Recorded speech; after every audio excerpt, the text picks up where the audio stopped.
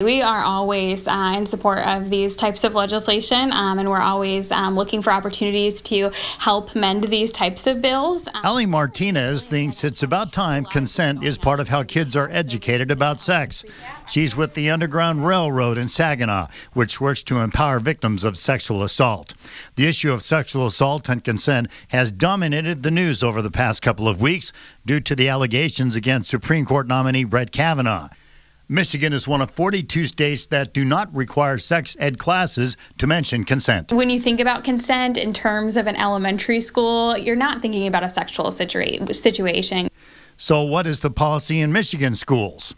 A spokeswoman with the Michigan Department of Education told TV5 sex education itself is not required in Michigan public schools. That is up to individual districts to decide whether to offer sex ed.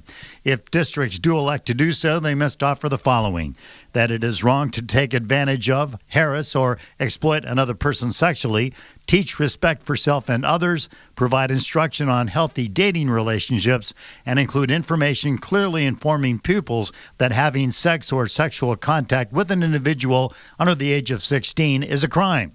But a more specific discussion of consent is not a required part of sex education in Michigan.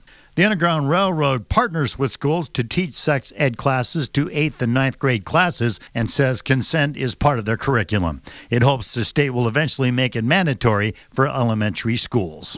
Reporting from Saginaw, Craig McMorris, WNEM TV5.